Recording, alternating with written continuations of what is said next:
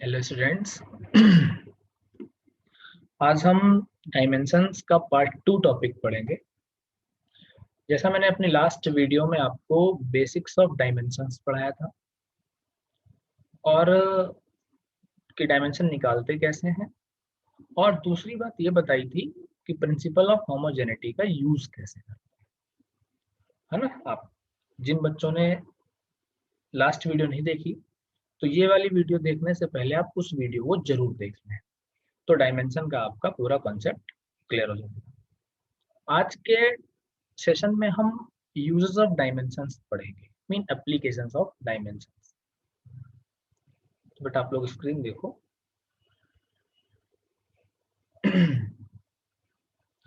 Uses of dimensions कहो या applications of dimensions कहो, बेसिकली तीन होते हैं। सबसे पहला यूज होता है to convert units of one system to units of other system. मतलब एक सिस्टम को आपको दूसरे सिस्टम में कन्वर्ट करना है। दूसरा आपको यूज पढ़ना होगा to check the correctness of the equation. And third use आपको पढ़ना है to establish the relation amongst the physical quantities. आज इन तीनों बातों पे ही हम लोग डिस्कस करेंगे कि पॉइंट्स कैसे क्लियर करने हैं।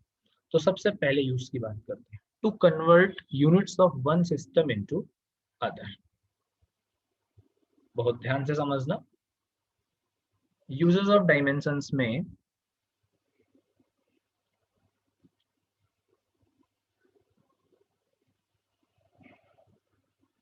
पहला यूज हम पढ़ रहे हैं, हमें कन्वर्ट करना है एक सिस्टम को दूसरे में। तो सबसे पहले हम बात करते हैं मेजरमेंट की, जो हम लास्ट सबसे स्टार्टिंग टॉपिक में पढ़ते हैं। मेजरमेंट के लिए दो चीजों की जरूरत पड़ती थी, आपको पता है, एक न्यूमेरिकल वैल्यू, दूसरी सुटेबल यूनिट। इसलिए किसी भी चीज का आप मेजरमेंट करते हो तो हमने Q equal N into you पढ़ा है, mean numerical value into unit. कोई भी आप क्वांटिटी मेजर करने की कोशिश करो, जैसे मान लो मैं मेजर करूं 2 kg, तो 2 is what, numerical value, kg क्या है, उसकी यूनिट है उस क्वांटिटी। ठीक है, तो इसका फॉर्मूला बनता है N1U1 is equal to N2U2। Condition समझने की कोशिश करिए। आपको हर एक क्वेश्चन में N2 फाइंड आउट करना होगा। N1 क्या है, numerical value of first system. U1 क्या है, unit of first system. N2 क्या है, numerical value of second system. U2 क्या है, यूनिट ऑफ सेकेंड सिस्टम।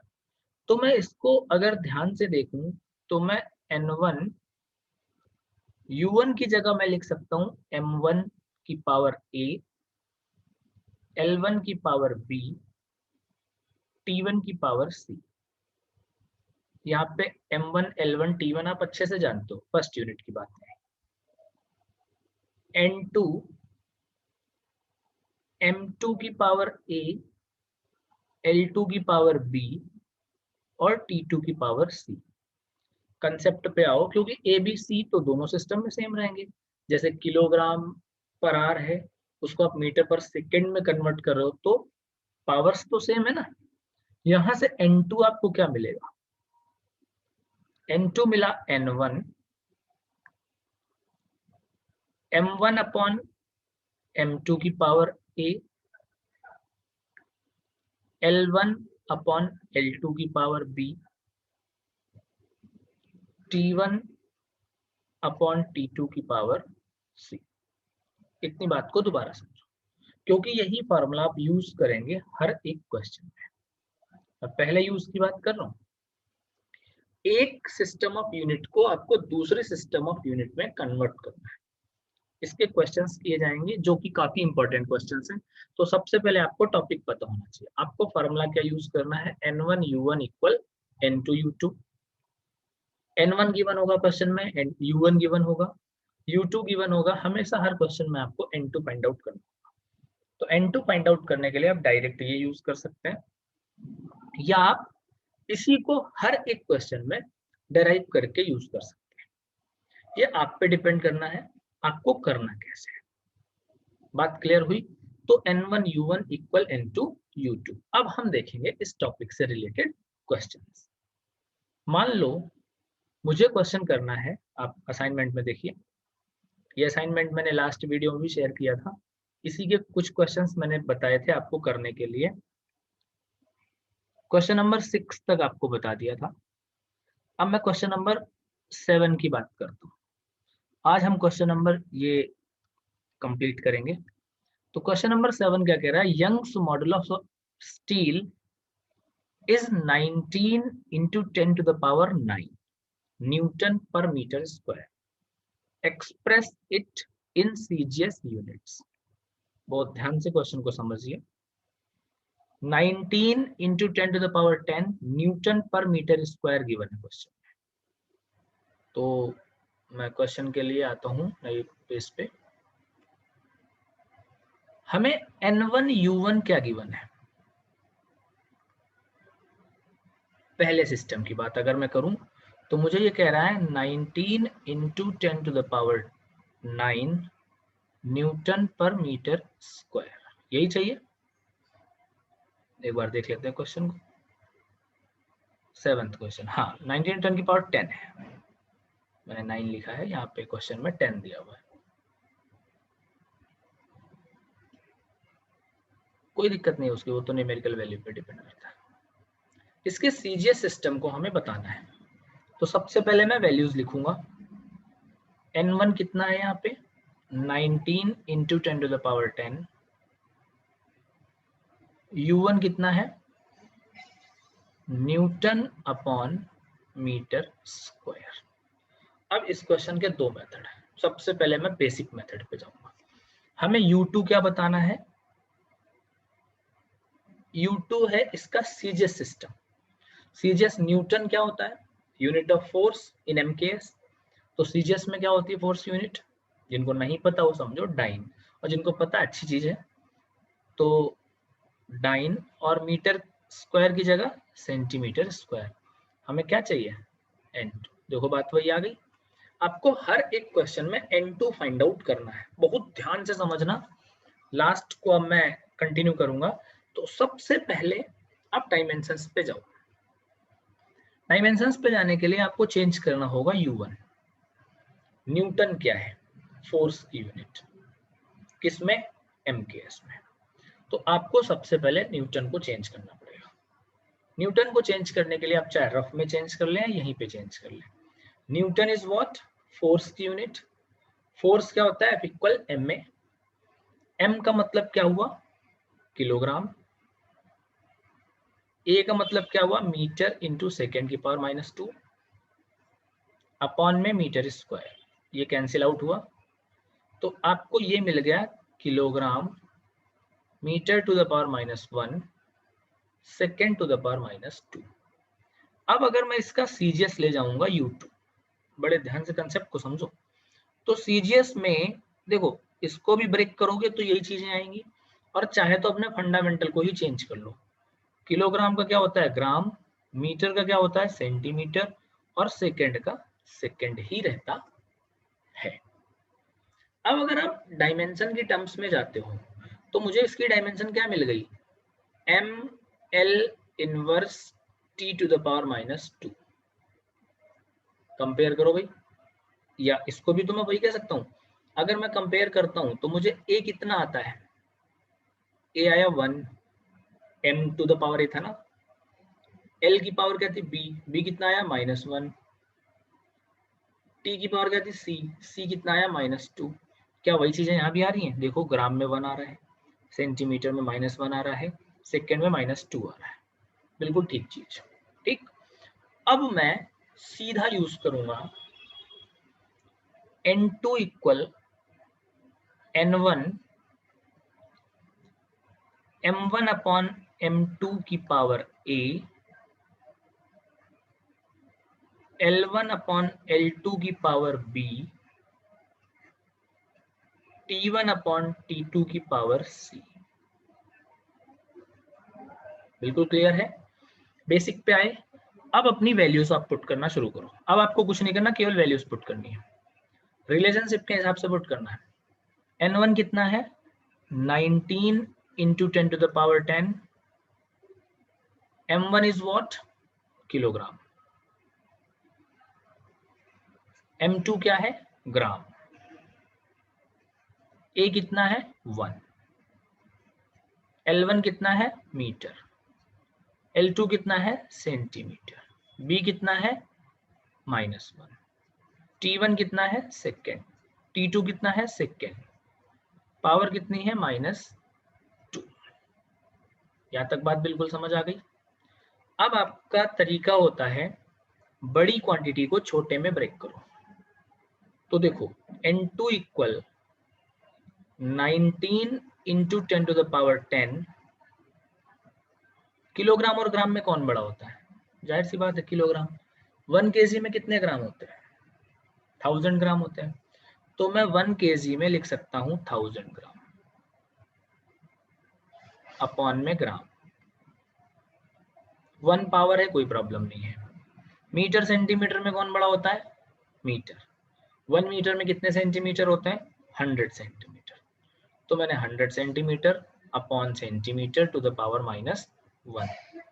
और देखो सेकंड से सेकंड कैंसिल आउट होगा, 1 की पावर कुछ भी हो 1 ही रहता है, तो मैंने 1 लिख दिया। ना लिखो तब भी काम चल जाएगा, पहला क्वेश्चन है, थोड़ा एलेबरेट कर रहा हूँ। 19 इंटू 10⁻10, ग्राम से ग्राम कैंसिल आउट हुआ, यहाँ हो गया 1000। यहाँ देखो सेंटीमीटर सेंटीमीटर कैंसिल हुआ, पावर -1 थी तो ये रिवर्स पे आ गया 100। ठीक, 2 0 इस 0 से कैंसिल आउट हो गए, तो हमें क्या मिल गया, 19 इंटू 10⁻11 मिला। तो मैं क्या चेंज कर सकता हूँ, मुझे साफ साफ दिख गया कि सीजे सिस्टम में ये वैल्यू आ गई है। आप सीधा यहाँ आंसर दिखा सकते हो। दूसरे शब्दों में अगर मैं कहूँ तो 19 इंटू 10⁻10 न्यूटन पर मीटर स्क्वायर इक्वल मुझे दिखा 19 इंटू 10⁻11 डाइन पर सेंटीमीटर स्क्वायर। क्वेश्चन में कोई प्रॉब्लम, आपको पहला यूज थोड़ा बहुत समझ आया होगा, बिल्कुल बेसिक मैंने समझाया है। और स्टार्ट से समझो, एक सिस्टम ऑफ यूनिट को दूसरे में कन्वर्ट करने के लिए आपको करना क्या है, आपको फॉर्मूला लगाना है N1U1 इक्वल N2U2। N1U1 ही क्यों, क्योंकि ये बात आप मेजरमेंट में पढ़ चुके हो कि NU मेजरमेंट के लिए केवल 2 चीजों की जरूरत होती है, एक न्यूमेरिकल वैल्यू और दूसरी सुटेबल यूनिट। मान लो आपको चीनी लेने जाना है, दुकानदार से क्या कहोगे, भैया 2 चीनी दे दो, तो 2 चाइना वाले उठा लाएगा। भैया केजी चीनी दे दो, नहीं, जब तक आप दोनों चीजों का यूज नहीं करोगे। 5 kg चीनी दे दो, 5 is what numerical value, kg is what suitable unit. अब इन दोनों में कोई भी एक एब्सेंट करो और भला ले आओ कुछ भी। दूध लेने जाते हो, 3 लीटर दूध दे दो, 3 क्या है न्यूमेरिकल वैल्यू, लीटर क्या उसकी यूनिट। अब मैं कहता हूं 3 दूध दे दो, ले आओ, लीटर दूध दे दो। अच्छे अच्छे पढ़े लिखों की गलतियां बताता हूँ, 2 kg दूध दे दो, 3 kg दे दो, किलो में मांगते हैं, ये बेटा गलत है। आप अपनी क्वांटिटी के हिसाब से यूनिट लगाओगे। कोई भी चीज खरीद लो, आलू लेने चले जाओ मार्केट में, 5 आलू दे दो, चाटा मारेगा दुकानदार, अलग भगा देगा, ले 5 किलो आलू दे दो। 5 क्या है न्यूमेरिकल वैल्यू, किलो क्या है उसकी यूनिट, इसलिए NU यूज करते हैं। तो N1U1 equal N2U2, values put करके आपको हर एक क्वेश्चन में N2 निकालना होगा, मेथड आपके सामने। क्वेश्चन समझ आ गया, इसका स्क्रीनशॉट लो, 1 2 3, गुड। अगर डाउट हो तो आप वीडियो के नीचे कमेंट में डाल सकते हो, जैसे वीडियो अपलोड होगी आप कमेंट में इन चीजों को डाल देना, जहां पे जो चीज समझना है। एक क्वेश्चन इसका और सॉल्व करेंगे, जैसे मैं पूछता हूँ क्वेश्चन नंबर 8। कल एक स्टूडेंट ने बताया था कि फॉन्ट थोड़ा सा छोटा है, मैं इस फॉन्ट को थोड़ा सा बड़ा करता हूँ।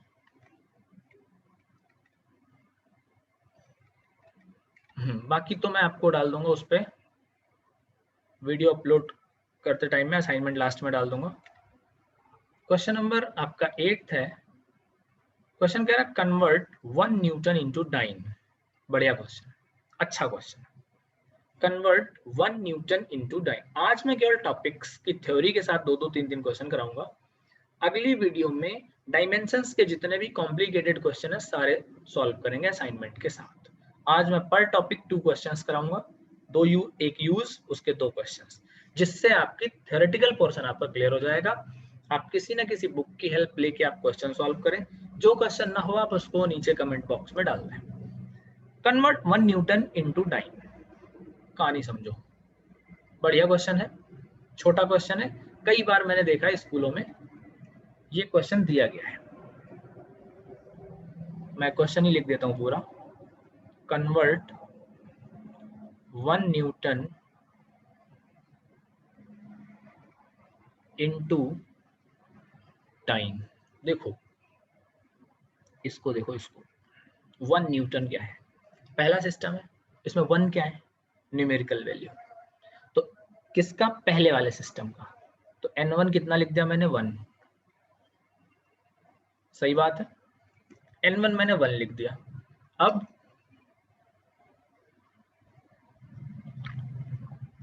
न्यूटन क्या है? फर्स्ट सिस्टम की यूनिट, मतलब U1। तो अभी मैं केवल वैल्यूज लिख रहा हूं। ये हो गया न्यूटन इनटू डाइन। डाइन क्या है? सेकंड सिस्टम की यूनिट। तो U2 कितना आ गया? डाइन। हमें क्या चाहिए? हमें चाहिए N2। अब बेटा आप न्यूटन डाइन जाने पहचाने लग रहे हैं। ये वो डाइन नहीं है जो हर घर में होती है, ये यूनिट ऑफ फोर्स है, ध्यान रखना, है ना। लिविंग थिंग्स को भी घर में डाइन बोल दिया था ना, वो डाइन वाला सिस्टम नहीं है ये। तो मैं न्यूटन की बात करता हूँ। न्यूटन किसकी यूनिट होती है? फोर्स की। पिछले क्वेश्चन में था ये, तो अच्छी बात है, आपको लास्ट क्वेश्चन से मिल गया। फोर्स यूनिट होती है। तो बताओ बेटा फोर्स के लिए मैं क्या लिखता हूँ? ये फोर्स है, डायरेक्ट लिख रहा हूँ। तुम्हारी थोड़ा सा पढ़ाई लिखाई का मैं अंदाजा लगा रहा हूँ, पढ़े लिखे हो। ml/t की पावर -2। सही लिख दिया। अच्छा, अगर ml/t की पावर -2 है तो एक लाइन और लिखता हूँ। ये m क्या सिस्टम में है? m क्या है यहाँ पे? किलोग्राम है। l क्या है? मीटर है। t क्या है? सेकेंड है। तो थोड़ी सी इज्जत की बात है। a की वैल्यू कितनी है? 1। b की कितनी है? 1। c की कितनी है? -2 है। अरे वाह, मजे आ गए। तो डाइन को क्या लिख सकते हो?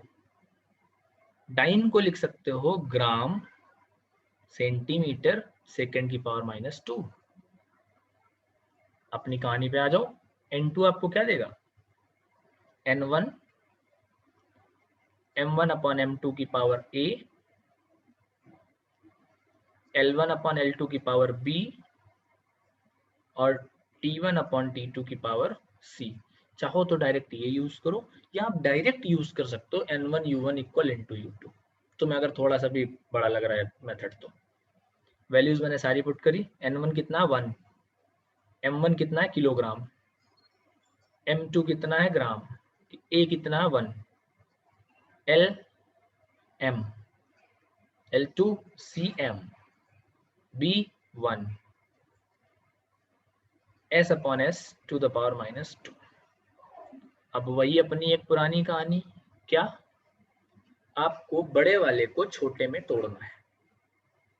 बड़े को अगर आपको छोटे में तोड़ना है तो किलोग्राम और ग्राम में कौन बड़ा है? किलोग्राम। तो N2 आपको क्या लिखा मिला? 1।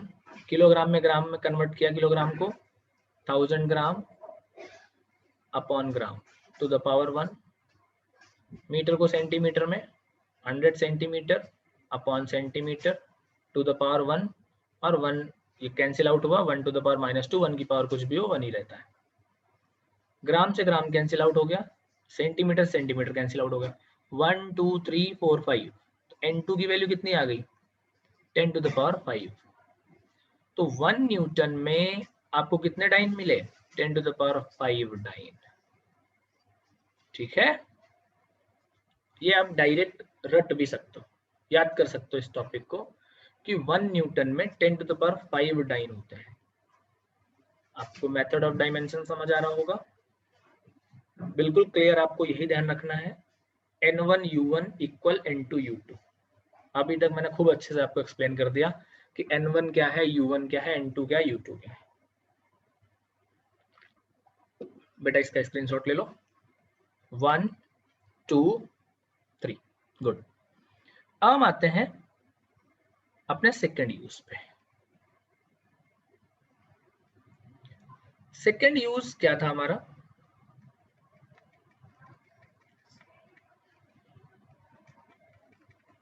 To check the correctness of the equation.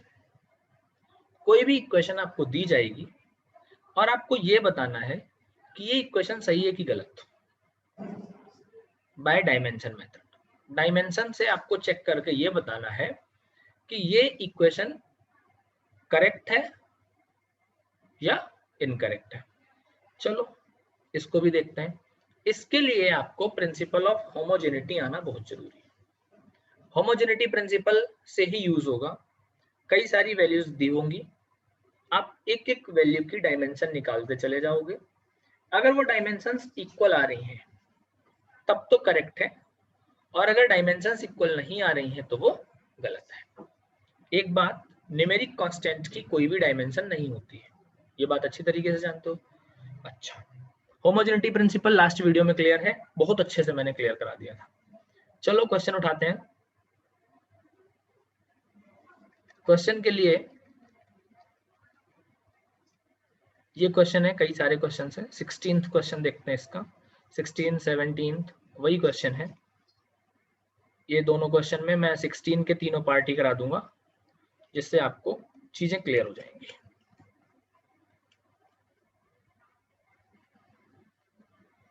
Sixteenth question देखिए। इसका सबसे पहले हम सेकेंड पार्ट करेंगे क्योंकि वो ज्यादा इजी है। v equal you plus A T.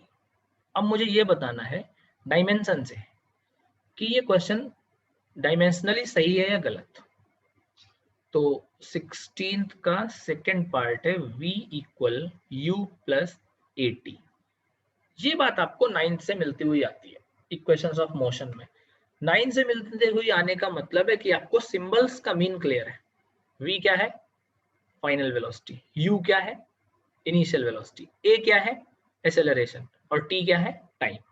ये बात आप जानते हो, लिखने की जरूरत नहीं है। मुझे डायमेंशन का मेथड समझाना है। अच्छा, डायमेंशन के मेथड से सही कब होगी? अगर मेरे होमोजेनिटी प्रिंसिपल की स्टेटमेंट सही हो जाए तो। अब होमोजेनिटी प्रिंसिपल की स्टेटमेंट क्या थी? डायमेंशंस मतलब कोई भी क्वांटिटी है, ऐड की जाती है, सब्ट्रैक्ट की जाती है, इक्वेट की जाती है। कब पॉसिबल है ये? जब उनकी डायमेंशन सेम है। तो मुझे क्या मिला? v की डायमेंशन, u की डायमेंशन और at की डायमेंशन। अगर तीनों की डायमेंशन सेम है तब तो मैं कह दूंगा फॉर्मूला सही है। और अगर इनमें से कोई सी एक की डायमेंशन नहीं सेम तो मैं कह दूंगा फॉर्मूला डायमेंशनली गलत है। बिल्कुल सही बात। तो सबसे पहले निकालते हैं हम dimension of v। v is what? Velocity. अच्छे से जानते हो, lt टू द पावर -1। ठीक। अब आप निकालो डायमेंशन ऑफ u। ये भी lt टू द पावर -1 होगी, हमें फाइनल इनिशियल से मतलब नहीं है। अब आप निकालिए dimension of at, because a और t दोनों मल्टीप्लाई में है। मल्टीप्लाई में होने की वजह से एक ही टर्म कंसीडर की जाएगी। एक्सेलरेशन की डायमेंशन lt की पावर -2, t की डायमेंशन t। तो ये क्या मिला? lt की पावर -1। क्या तीनों की डायमेंशन सेम आ रही है? मैंने तीनों में देखा, हाँ जी बिल्कुल सेम आ रही है। तो मैं इसको लिखूंगा dimension of v equal dimension of u equal dimension of at। लिख दिया मैंने। तो ये स्टेटमेंट आपको नीचे लिखनी पड़ेगी। By the principle of homogeneity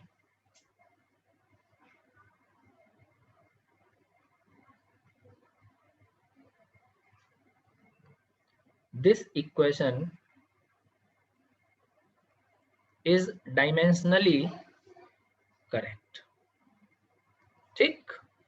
ये बात थोड़ा सा इजी यूज है, ये ज्यादा टफ नहीं है। इसकी वैल्यूज आपको बस डायमेंशन आनी चाहिए, बस आप कहानी बना दोगे। डायमेंशन की ही प्रॉब्लम है। अच्छा, मैं यहाँ से थोड़ी सी इसी का दूसरा इक्वेशन यूज करूंगा, अपने आप ये वैल्यू देता हूं मैं तुमको। मान लो मैंने आपको क्वेश्चन दे दिया s equal ut plus half at square. इसमें मुझे एक चीज बतानी है, इसलिए मैं यहां पे ला रहा हूं। इक्वेशन जानी पहचानी है, बिल्कुल जानी पहचानी है, s equal ut plus half at square. मैंने क्या करा, डायमेंशन ऑफ s बताया। s क्या है, डिस्टेंस, मतलब l। अब मैं डायमेंशंस ऑफ ut निकालने जाता हूँ। u क्या है, वेलोसिटी, l t की पावर -1, t क्या है, t। तो मुझे क्या मिला, ये l। हाफ की डायमेंशन होगी नहीं, तो मैं क्या लिखूंगा, dimension of at square. a क्या है, acceleration, l t to the power -2, t square क्या मिला ये मुझे, l। क्या तीनों की डायमेंशन सेम है, फॉर्मूला सही है, बिल्कुल सही है। अब यही सेम ये वैल्यू आप लिख दोगे कि dimension of s equal dimension of ut equal dimension of at square. So by the principle of homogeneity this equation is dimensionally correct. अब बेटा एक चीज देखो, मान लो मैं इस क्वेश्चन को बना दूं s equal ut plus 3at square. अब तुम कह दोगे सर ये फॉर्मूला तो गलत है, मुझे भी दिख रहा है गलत है, लेकिन डायमेंशन से निकालो। s की डायमेंशन, ut की डायमेंशन, at स्क्वायर की डायमेंशन, तीनों की डायमेंशन सेम है, तो डायमेंशनली तो फॉर्मूला सही है, लेकिन ये न्यूमेरिकली गलत है। इसका मतलब क्या हुआ, इसका मतलब ये हुआ कि अगर कोई भी फॉर्मूला डायमेंशनली सही है तो ये जरूरी नहीं है कि वो न्यूमेरिकली भी सही हो, लेकिन अगर कोई फॉर्मूला न्यूमेरिकली सही है तो डायमेंशनली करेक्ट होगा। ये इसकी लिमिट है, लिमिटेशन ऑफ डायमेंशन में आप पढ़ोगे, इस बात को मैं यहीं पे आपको बता दे रहा हूं कि न्यूमेरिकली करेक्ट है वो डायमेंशनली करेक्ट होगा, लेकिन डायमेंशनली करेक्ट है तो ये जरूरी नहीं कि न्यूमेरिकली करेक्ट ही हो। बात समझ आ रही है, बिल्कुल। आप क्वेश्चन बेटा सॉल्यूशन इसके नोट कर सकते हो, ठीक है। तो अभी हमने दो यूज पढ़ लिए, कौन कौन से पढ़ा, सबसे पहला कौन सा यूज पढ़ा, एक सिस्टम की यूनिट को दूसरे सिस्टम की यूनिट में कन्वर्ट करना हमने सीखा। दूसरा यूज क्या पढ़ा, फॉर्मूले को बताना सीखा कि ये सही है या गलत है डायमेंशन के हिसाब से, है ना। तो इन क्वेश्चंस को हमें करना होगा, देखो ये वही क्वेश्चन था, ये इनके क्वेश्चंस हैं। ये मैं अभी आपको क्वेश्चंस लास्ट में स्क्रीनशॉट इसकी बता दूंगा किस तरीके से लेना है, ठीक है। अब हमें तीसरा यूज पढ़ना है। तीसरा यूज क्या कहता है, थर्ड यूज ये कहता है to establish the relation amongst the physical quantities. ये थोड़ा सा समझने वाला यूज है, ध्यान रखना। एक ही मेथड है हर क्वेश्चन को सॉल्व करने का, उसी मेथड से हम लोग इसको सॉल्व करेंगे, लेकिन आपको समझना पड़ेगा उस मेथड को करते कैसे। To establish the relation amongst the physical quantities, मैं ये बताना चाहूंगा इसमें कि इसमें एक क्वांटिटी की डिपेंडेंसी बताई जाएगी कि इस बात पे भी डिपेंड करती है, इस बात पे भी डिपेंड करती है, इस बात पे भी डिपेंड करती है, और उसके बाद वो आपसे कहेगा कि फॉर्मूला बिल्ड करो। कहानी समझ आ गई होगी मैं क्या कहना चाह रहा हूँ, आ रही है बात समझ। कोई एक क्वांटिटी कई सारी बातों पे डिपेंड करेगी, फिर आपसे पूछा जाएगा कि बेटा इसके लिए फार्मूला डिराइव करो। जैसे मैं क्वेश्चन नंबर 25 उठाता हूँ, थोड़ा तुम्हारे लेवल का भी क्वेश्चन है अभी क्योंकि स्टार्टिंग है, थोड़ा इजी क्वेश्चन होना चाहिए। क्वेश्चन नंबर 25 पढ़ते हैं, क्या कह रहा है, the time period of simple pendulum depends upon its mass, length of the string and acceleration due to gravity. Using the method of dimension, derive the expression for its time period. मैं दोबारा question पढ़ूंगा। The time period of simple pendulum depends upon its mass, length of the string, and acceleration due to gravity. Using the method of dimension, derive the expression for its time period. तो simple pendulum का time period किन किन बातों पे depend कर रहा है? मास पे, लेंथ पे और एक्सेलरेशन ड्यू टू ग्रेविटी पे। तीन बातों पे डिपेंड कर रहा है, मास पे, लेंथ पे, एक्सेलरेशन ड्यू टू ग्रेविटी पे। हमें टाइम पीरियड का फॉर्मूला डिराइव करना है। तो क्वेश्चन नंबर 25 सॉल्व करते हैं।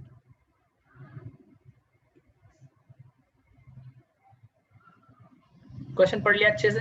टाइम पीरियड किन किन बातों पे डिपेंड कर रहा है?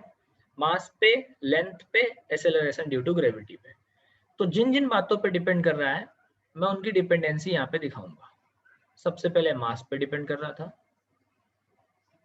फिर ये लेंथ पे डिपेंड कर रहा है, फिर ये एक्सेलरेशन ड्यू टू ग्रेविटी पे डिपेंड कर रहा है। क्या पूरे क्वेश्चन में कहीं इसने ये कहा था कि इसके डायरेक्टली प्रोपोर्शनल, इसके इनवर्सली प्रोपोर्शनल, इसके इस पावर के प्रोपोर्शनल? नहीं। तो हमें नहीं पता कि कैसे प्रोपोर्शनल है, इसलिए हम इसकी पावर लगा देंगे। ए, बी, सी, अपने हिसाब से बढ़ाते चले जाओ पावर, जितनी भी हो, जिस जिस बात पे डिपेंड कर रहा हो। यहां तक बात समझ आ गई? इतना अब केवल कंसंट्रेशन होना चाहिए आपका वीडियो पे। इसको आप मानो इक्वेशन 1, इसको 2, इसको 3, इन्हीं तीन बातों पे डिपेंड करता है। तो from first, second and third, T proportional क्या आएगा? m to the power a, l to the power b, g to the power c। Proportionality का साइन हटाओ, इक्वल लगाएंगे, यहाँ पे हम k लगाते हैं, m की पावर a, l की पावर b, g की पावर c। यहाँ पे k क्या है? Dimensionless constant. तो लिख लेते हैं where k is dimensionless constant. Word clear हुआ? अब बेटा इनकी डायमेंशंस लिखेंगे। देखो t क्या है? Time period. टाइम पीरियड की डायमेंशन तो t होती है, k की कोई डायमेंशन नहीं है तो कुछ नहीं लिखेंगे। m क्या है? मास की डायमेंशन m पावर a। ये क्या है? लेंथ, लेंथ मतलब l, पावर कितनी है? b। g क्या है? Acceleration due to gravity. तो ये लास्ट वीडियो में डिस्कस हुआ था, acceleration due to gravity acceleration ही होता है। तो l t to the power -2 की पावर c। अब देखो यहाँ पे ना तो m है ना तो l है, तो इसको लिख सकते हैं m to the power 0, l to the power 0, t to the power 1। 1 तो सही है। इक्वल, इसको भी पूरा ठीक ठाक लिख लो। m अकेला है a, l की पावर क्या क्या मिलेगी? b, और इधर क्या मिली? c, तो b प्लस c हो गई, और t टू द पावर क्या मिली? -2c। इतनी बात समझ आ गई आपको किस तरीके से सॉल्व करना है? ठीक। अब डायमेंशंस आपको कंपेयर कर देनी है बस। डायमेंशंस जब हम कंपेयर करेंगे तो comparing the dimensions on both sides, ठीक है। तो देखो a की वैल्यू कितनी आ गई? 0। कैसे 0 आई? यहाँ पे m की पावर कितनी है? a, और यहाँ पे m की पावर कितनी है? 0। तो m की m से कंपेयरिंग होगी, l से l की कंपेयरिंग होगी, t की t से कंपेयरिंग होगी। ये कंपेयर करने का तरीका होता है। तो a की पावर 0, b प्लस c कितना आया? b प्लस c भी 0 आया, -2c कितना आया? 1। हमारा मेन टारगेट होगा a, b और c को सॉल्व करना। तो c कितना बन जाएगा? -1/2। इसको यहां से सॉल्व करोगे तो b कितना बन जाएगा? 1/2। तो आपको a 0 मिल गया, b 1/2 मिल गया, c -1/2 मिल गया। जैसे ही ये बातें आ जाएं तुरंत इस इक्वेशन में आपको पुट कर देना होगा जहां पे आपने कांस्टेंट के पहले जो यूज किया था। तो लिख लेते हैं पुटिंग these values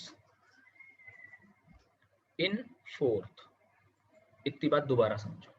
सबसे पहले आपको करना क्या है, जो क्वांटिटी एक गिवन है, जिन जिन बातों पे डिपेंड करती है ए बी सी डी लगाते चले जाओ, कंपेयर करके डायमेंशंस निकाल लो, ए बी सी की वैल्यू निकाल लो, और फोर्थ इक्वेशन में जहां पे आपने कंपाइल की है वैल्यूज वहां पे वैल्यू पुट कर दो। तो यहां से मैं क्या कर सकता हूँ, टी इक्वल मुझे क्या मिलेगा बोलो, के अपनी जगह, एम की पावर 0, एल की पावर क्या मिला भाई हाफ, और जी की पावर -हाफ। तो किसी की पावर 0 हो वैल्यू 1 होती है, के ये एल अपॉन जी, टोटल वैल्यू हाफ मिल जाएगी, तो मुझे टी क्या मिल जाएगा बोलो, टी इक्वल के अंडर रूट एल अपॉन जी।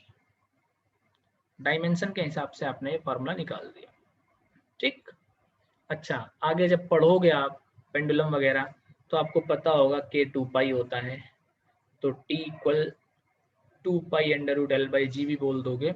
लेकिन सुनो, तुम अगर यहाँ तक भी आंसर निकाल के आते हो तो पूरा सही होगा, एक भी नंबर नहीं कटेगा, क्योंकि इस सिचुएशन पे मुझे नहीं पता के की वैल्यू क्या है।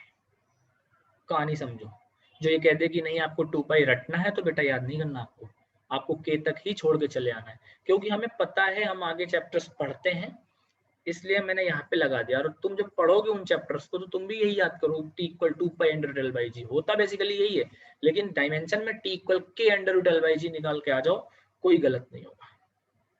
ठीक है, क्वेश्चन समझ आया? स्क्रीनशॉट लो बेटा इसका, 1 2 3। चलिए इसका एक क्वेश्चन और सॉल्व करेंगे हम।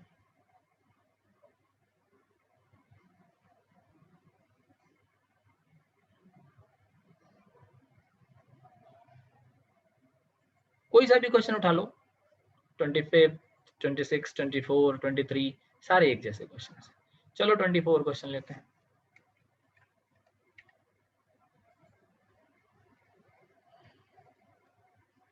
The frequency depends upon the tension of the string, length of the string and linear mass density. Using the dimensional analysis, derive an expression for the frequency. अब मैं आपको बताता हूँ सीधे सीधे। फ्रीक्वेंसी पहले टेंशन पे, टी की पावर ए, एल की power B, linear mass density क्या है, एम बाई एल, लीनियर। ये यहाँ पे परेशान करेगी, यहाँ पे एम बाई एल की पावर सी लगाना, ये लीनियर मास डेंसिटी आपसे बोल रहे हैं। ठीक है, बात समझ आ रही है? कंपेयर करोगे, सॉल्व करोगे, क्वेश्चन हो जाएगा। कोई प्रॉब्लम? अगर प्रॉब्लम आए तो आप जब मैं वीडियो अपलोड करूंगा उसमें कमेंट में आप क्वेश्चन की प्रॉब्लम डाल देना कि सर ये वाला सॉल्व नहीं हुआ। कोई प्रॉब्लम नहीं है। न्यू जो है या फ्रीक्वेंसी कोई कोई स्मॉल एफ से रिप्रेजेंट करता है, कोई कोई न्यू से रिप्रेजेंट करता है, प्रोपोर्शनल टू टी की पावर ए, एल की power B, M by L की पावर सी। वहां से आप डायमेंशन का यूज करके ए बी सी की वैल्यू निकालेंगे। बिल्कुल ये जो आपके सामने वैल्यू लिखी हुई है ये चीज, सीधा यही मेथड होगा हर एक क्वेश्चन को सॉल्व करने का। कोई प्रॉब्लम? ठीक। अच्छा बेटा, अब ये कुछ क्वेश्चंस हैं, आप इनके स्क्रीनशॉट ले लो। डायमेंशन के हमने कल मतलब लास्ट वीडियो में 6 तक करा दिए थे, आज 7 से स्टार्ट किया मैंने। इन क्वेश्चंस के स्क्रीनशॉट ले सकते हो आप। 18 तक पहले ले लो, 1 2 3। अब 19 से स्टार्ट करते हैं। इन क्वेश्चंस को तो आपको सॉल्व करना है।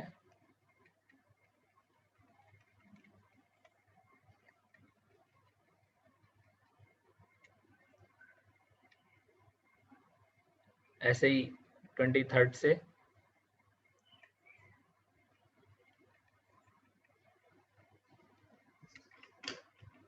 ठीक है।